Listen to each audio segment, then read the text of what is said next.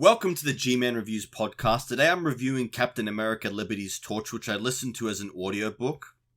I listen to a lot of audiobooks, especially while I'm gaming or doing other things, so I thought this would be a really interesting one to talk about, and the main reason I wanted to review this is because it was not really the story I expected it to be. Going in, I expected a more traditional Captain America action story. I expected Captain America and Falcon fighting criminals, taking down bad guys, and getting into a lot of superhero action.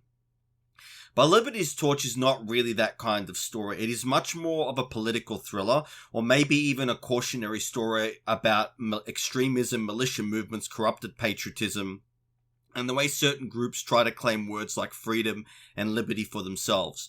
So in this review, I want to talk about what the story is actually about, what surprised me, what I liked, what did not fully work for me, and whether I think it is worth listening to. Also, quick disclosure before we get into it, I'll leave an Amazon affiliate link in the description or show notes. As an Amazon associate, I earn from qualifying purchases. If you use that link, I may earn a commission at no extra cost to you. What I expected from the audiobook. When I saw Captain America Liberty's Torch, my first assumption was that this would be more of an action-heavy Captain America story. That is probably because a lot of the audiobooks I normally listen to are things like Warhammer 40k books, where there is usually a lot of combat, a lot of dramatic action, and a very direct conflict. So when I sit down for a Marvel audiobook, especially one with Captain America and Falcon, I naturally expect a fair amount of action. And there is some action in this story, but that is not really the main focus. This is not a simple Captain America punches villains for a few hours kind of story. This book is much more interested in ideology, symbolism, and what Captain America represents. That may be a good thing or a bad thing depending upon what you want from the story. So what the story is actually about. At the center of the story is a group called Liberty's Torch. Liberty's Torch is basically a militia-style extremist group. They use the language of freedom, liberty, patriotism, and resistance, and the story presents them as a dangerous and racist movement. Early in the story, Liberty's Torch attacks a building that provides support to African Americans. The implication is that Liberty's Torch sees that kind of support as handouts to freeloaders, while what they call true Americans are being ignored or robbed by the system. That gives you a pretty clear idea of where the group is coming from ideologically. Captain America and Falcon are trying to uncover who is behind this group and stop what they are doing. But the interesting thing is that the story does not only treat them as physical enemies, it treats them as an ideological threat. That makes sense for Captain America. Captain America is not just strong, he's not just a guy with a shield, he is a symbol. So when a group like Liberty's Torch tries to claim that they are the real defenders of freedom, that creates a conflict that is bigger than just a fight scene. The question becomes, what does freedom actually mean? What does patriotism actually mean? And what happens when hateful people wrap themselves up in patriotic language? This is where the book is more interesting than I expected. So Captain America and the Falcon work well for this kind of story because they are not just fighting random criminals, they're dealing with a group that is trying to manipulate American symbols and American language for extremist purposes. Captain America represents the ideal version of America. He represents courage, justice, sacrifice, and standing up for people who are vulnerable. Liberty's Torch represents a corrupted version of these ideas. They use similar words, but they twist them into fear, hatred, and racial resentment. Falcon also matters here because he brings another perspective into the story. He is not just Captain America's backup, he is a moral presence in the story, especially when the book deals with militia, culture, race, and extremism. That gives the story more weight than a standard superhero adventure. The trial element. One of the biggest surprises is that a major part of the book involves Liberty Torch putting Captain America on trial. That is not what I expected. I expected more action. Instead, the book spends a lot of time on arguments, accusations, ideology, and the symbolic meaning of Captain America. This makes the story slower, but also more unusual. The trial idea is interesting because Captain America is not only being attacked physically, his identity and values are being challenged. The villains are not just trying to defeat him, they are trying to redefine what he stands for. That is a strong idea. Whether it works for you will depend on whether you enjoy this kind of slower, more theme-heavy superhero story. If you want constant fights, this may frustrate you, but if you like Captain America stories where he has to defend his values, not just throw his shield, then this part of the story has something to offer. The book's view of militias is more nuanced than I first expected. So one thing I should make clear is that this book does not simply say every militia member is a white supremacist. Liberty's Torch itself is clearly presented as an extremist and racist organization, but the story also includes a character named Barry who is connected to militia culture but is not a part of Liberty's Torch. Barry helps Falcon, and that matters. That gives the book a more balanced view. It separates extremist groups like Liberty's Torch from every person who might be involved in a militia or anti-government movement. That is important because without that nuance, the story could easily become very one-dimensional. Instead, the book seems to be saying that the danger is not simply militias exist. The danger is what happens when fear, racism, paranoia, and corrupted patriotism take over. Barry helps show that not every person in the world is the same. The main theme of the story. To me, the main theme of the story, Captain America, Liberty's Torch, is corrupted patriotism. The book is asking what happens when people take words like liberty, freedom, and America and twist them into something hateful. That is a very fitting theme for Captain America. Captain America is at his best when he's not just fighting for a country, but fighting for the ideals that the country is supposed to stand for. Justice, decency, protection of the innocent, standing up to bullies, refusing to let powerful and hateful people redefine morality for everyone else. That is why this story makes sense for Captain America, even if it was not the kind of Captain America story I was expecting. It is less about spectacle and more about what the shield represents. Where I think the book mishandles Captain America. This is where I have one of my bigger criticisms of the book. There are moments in the story, especially around the trial, where Captain America's response to Liberty's Torch felt too simplistic to me. To be very clear, Liberty's Torch is wrong. The group is racist, violent, and completely unjustified in attacking buildings or blaming minorities for their problems. But during the trial, we hear from different members of Liberty's Torch. A lot of them talk about losing their jobs, feeling abandoned by the government, and believing that the country has turned against them. Again, that does not excuse what they do, not even close, but it does give the story an opportunity for Captain America to say something more powerful.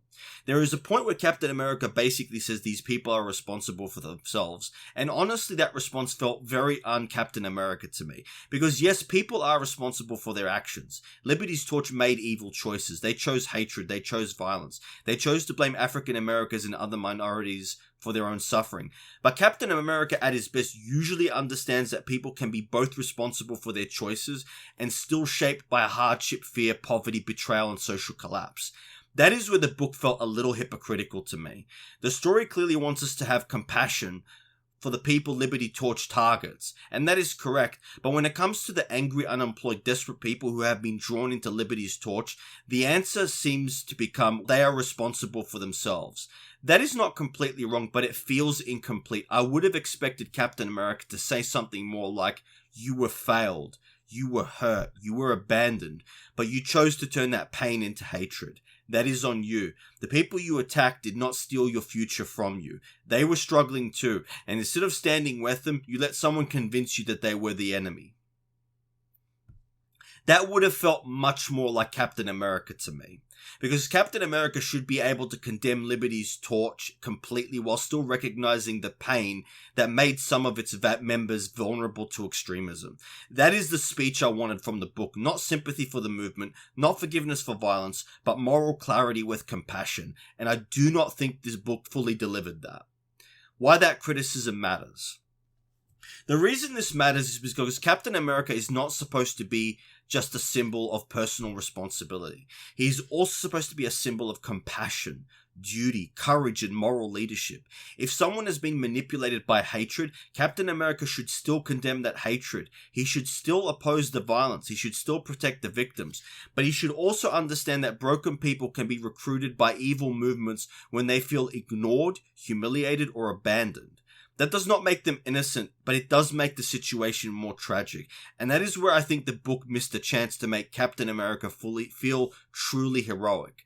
The more powerful message would have been, yes, you were hurt, but you chose the wrong enemy. There would have been a much stronger Captain America moment. Because then the story would not just be saying these people are bad, it would be saying these people were in pain and they let that pain become hatred. That is a much deeper and much more compassionate critique. A small technical nitpick. There is also one small technical detail that stood out to me. The book mentioned several times that the militia had AK-47s converted to full auto. That sounded a little strange to me because the military AK-style rifle is generally capable of automatic fire. Now, to be fair, the author may have meant civilian AK pattern rifles, which are usually semi-automatic. In that case, saying they were converted to full auto makes more sense, but the wording still felt a bit loose. It made me wonder whether the author actually meant AR-15s, because that is the type of rifle people more commonly talk about converting from semi-auto to full auto in American civilian contexts. This is not a major criticism of the story. It does not ruin the book, but if you know even a little bit about firearms terminology, it may stand out. For me, it was just one of those moments where I thought, wait, did they actually mean an actual AK-47 or just a civilian AK-style rifle? Again, a small nitpick, not a deal breaker. So what I liked most about Liberty's Torch is that it tries to do something more serious with Captain America. It is not just using him as an action hero, it is using him as a symbol. That is where Captain America is more interesting to me. He's not just supposed to be strong, he's supposed to represent something better. The story also gives Falcon a meaningful role, even though the way he interacts with people around, especially through the way he interacts with Barry around the militia world. And the Barry character helps the story avoid being too simplistic. I also respect that the book is willing to focus on ideology. Liberty's Torch is not just a gang of generic villains. They represent a real kind of danger, people who use the language of patriotism to justify hatred. That is a good villain concept for Captain America. The trial concept is also interesting. It gives the story a different structure from a normal superhero adventure, and it forces Captain America into a battle of values rather than just a physical fight.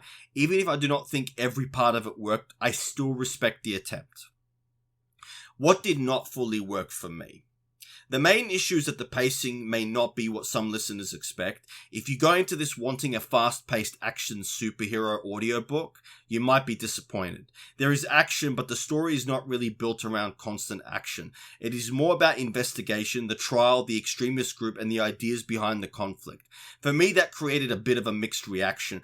On one hand, I respect what the story is trying to do. On the other hand, I was expecting something more exciting and more action-driven. The bigger issue, though, is that I do not think Captain America's moral voice always felt right.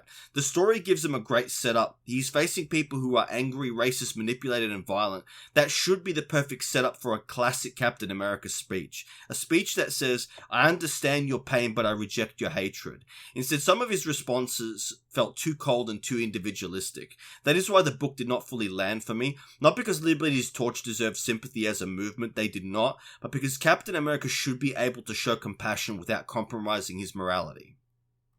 Who this audiobook is for, I would recommend Captain America's Liberty's Torch to people who like more serious Captain America stories. If you like Captain America as a symbol of justice, patriotism, and moral courage, there is something here for you. If you like stories about extremism, political movements, corrupted ideals, and the difference between real patriotism and fake patriotism, this audiobook may interest you.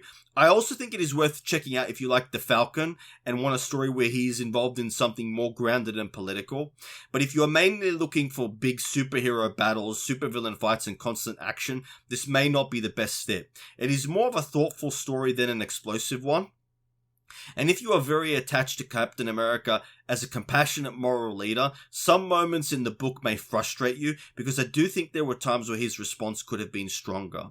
Final verdict. So my final verdict is this. Captain America Liberty's Torch was not what I expected. I went in expecting a more traditional action story, and instead I got a story about extremism, militia ideology, racism, corrupted patriotism, and Captain America being challenged as a symbol. That made the audiobook slower than I expected, but also more interesting in some ways. I do think the story has some nuance, especially with Barry, because it does not simply paint every militia collected character as evil. It is more focused on the danger of extremist groups like Liberty's Torch and how they twist the language of freedom.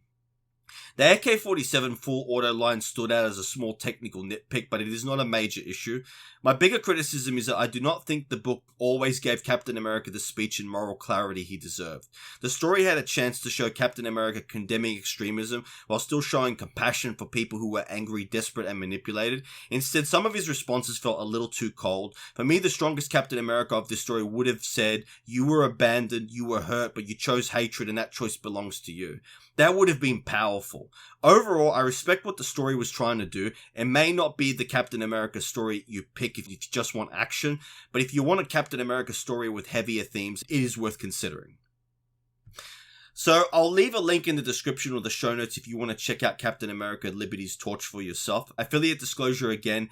As an Amazon associate, I earn from qualifying purchases. If you use the link, I may earn a commission at no extra cost to you. And as always, if you enjoyed the review, consider subscribing to Gman Reviews for more reviews, gaming commentary, audiobook discussions, and the occasional deep dives into the stories that surprise me. You'll also see the article version of it on gmanreviews.blog if you want to read it. So thanks for listening, and I'll see you on the next one.